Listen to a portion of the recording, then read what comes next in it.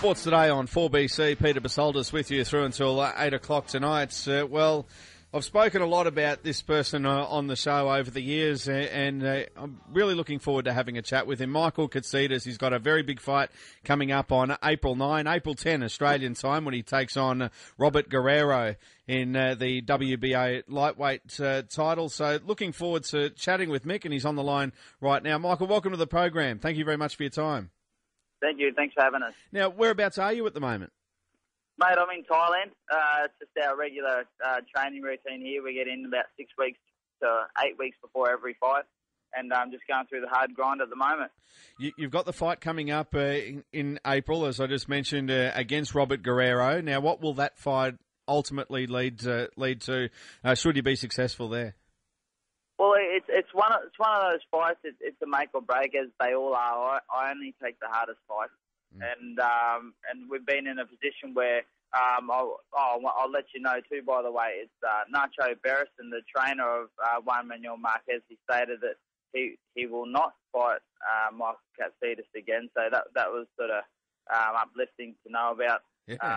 So this next fight that I have, as you know, will be for a world title.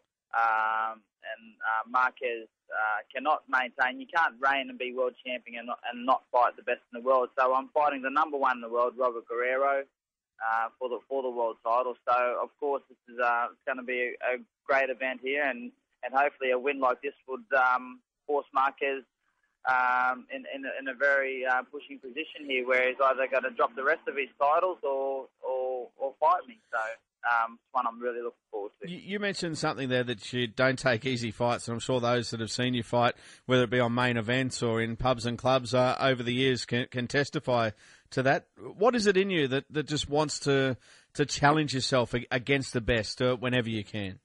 Well, it's like, if you want to achieve, I think you have to sort of take on the hardest task. You have to do. You have to do the hard work, and then like fighting is just that.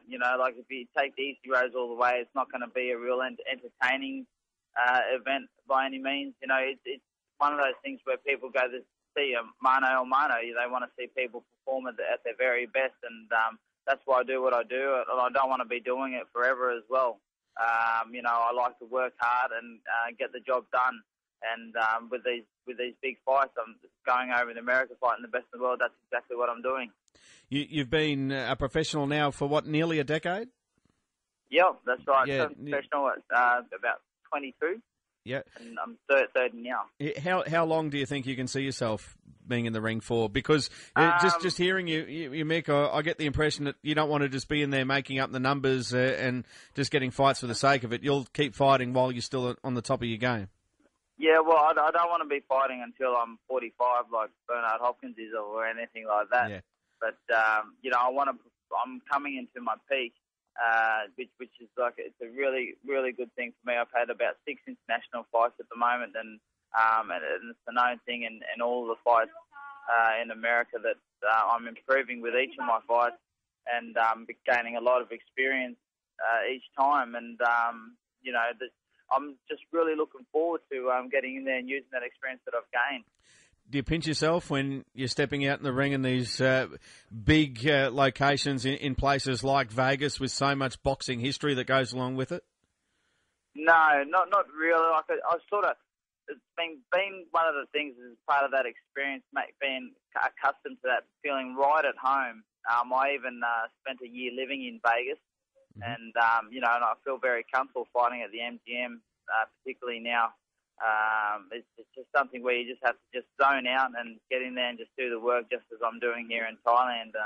The boxing ring all over the world has pretty much become my own backyard, and I've had to do that in order to compete against the best. What drives you, Mick? What is the ultimate factor that drives you to do what you do, and you do it so well? Mate, I think it's the challenge.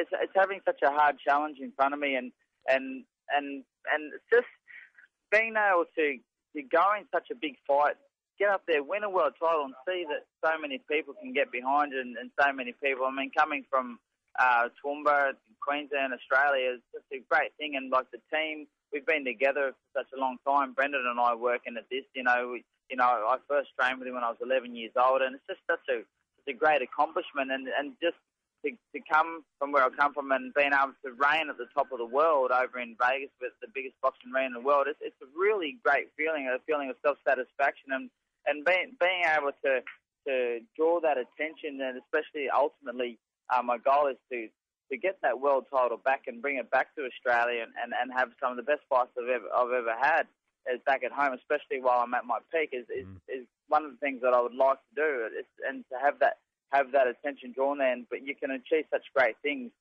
with so many people interested in the sport. It'd just be a phenomenal thing. Yeah, it'd be a little bit more impressive to go and see you fight than some of the circus acts we've had around here in the last few years. Yeah, I mean, I've heard a bit about those. But, yeah, I mean, I would really like to lift the sport and people actually go and see some boxing like they used to, like many years ago. It's funny, isn't it, when I talk to other athletes, they can have an off day. A footballer can have an off day and the team can still carry them and they may have a win. But when you're in that ring, and as you mentioned, this fight just means so much to you for the rest of your career. You have to be so switched on, don't you? I mean, there's no half measures when you're in the boxing ring, no matter what level you're at. You do. I mean, it's just one of those sports where you can't afford to have an off day. If I'm performing, if I fight 3 times a year, I have, it's the one day that I can't be sick. I can't be having an off day, and therefore this is part of the reason why we base our camp where we do. We're away from everything. There's no distractions. It's a very, very hard, rugged lifestyle. Mentally, you have to adapt to many things, and I've come across many crossroads throughout my career, and that's all part and part of the parcel. I mean, of course, anyone being successful at anything, they have to overcome so much to be able to achieve what they do. And just as fighting is one of the hardest sports in the world, and it's one of the things that I want to be successful at doing.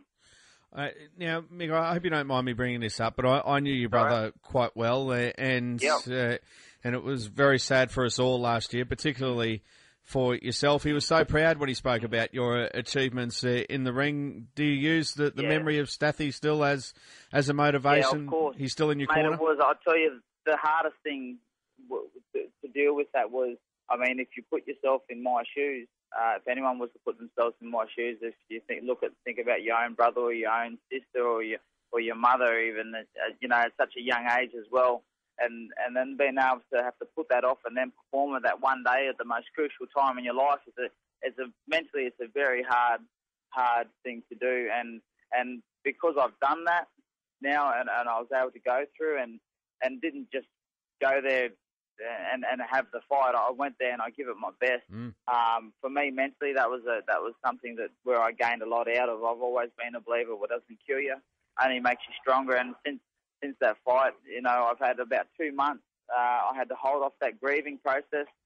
He died about a month before I had to perform in Vegas, and then I've had about 2 months to spend time with the family. And of course, it wasn't just me; it was my whole team. Brendan knew Starcy very well. We spent a lot of time in camps together, and that we all went through it, and our family suffered because of it as well. But we've all had many times talking about it now, and we've been, and it's so good now to be able to.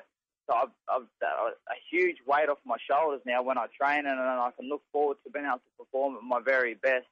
And I've had 2 months. 2 months is just a great time for me to let all that go. And now one of the things I've been able to grasp onto is the hard work. And now that by doing that, I feel better each time. And of course, it's making him proud. And I can get up and I can perform my very best. It'd be something that, can make everyone, the whole family proud and everyone proud in my achievement.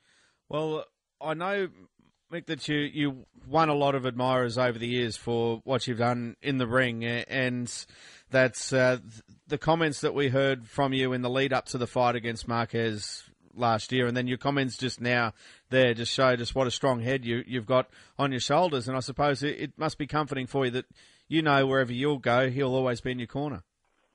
Of course, mate, of course. And I mean, that's part of being a fighter as well. This is the toughest sport in the world, something, and everyone's had to endure such things. If you look at anybody and anything that they do to be successful, I mean, if you got into some in-depth conversation with them, I'm sure you'd find that they've had to deal with very similar things such as that. and to overcome them. They couldn't just throw away their empires just based upon, like a death in a family. As bad as it sounds, life does go on, and people do have to continue and go on. And I'm sure doing what I'm doing would be making Starkey proud.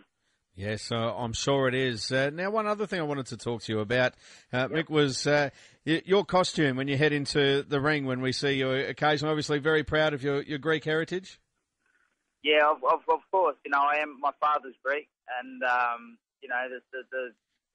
the tattoo that I wear on my back is the son of Virginia, and it's a warrior thing. It's like a mental approach. Of course, the mental games become a very big part of the game. Of course, it's 100% prerequisite to be in condition, and then of course you've got to have the mental as well. And when I go out there, like I really put it in my head, they're going out there to war. And the first time I fought with that outfit on is in Las Vegas. It was at the Mandalay Bay. I think it's a Filipino fighter. And, I've always said, I don't care what happens during the fight. I'm going to give it my all, even if I have to be carried out. I give it my all. It was saddening in that fight. The guy actually got a brain hemorrhage during the fight. And look, let's just face it. It's not an easy sport. It's a hard sport, and you've got to be prepared to give it your all every time you get in there. And that's what the best in the world have to do. There's no easy fights. You can't go fighting, taxi drivers for a living. Every 2 months on Fox just to get by. You got to fight the best in the world and compete with the best in the world. And that's what I'm doing, and I'm prepared to take on all comers in doing so. So. That's what I'm trying to demonstrate. Yeah, well, we certainly admire you for it. We're all going to be watching on Main Events April 10 here, April 9 over in the States when you take on Robert Guerrero at the MGM Grand in Las Vegas. Michael, really appreciate your time on the program this evening. Great to finally be able to catch up with you, and all the very best for the fight.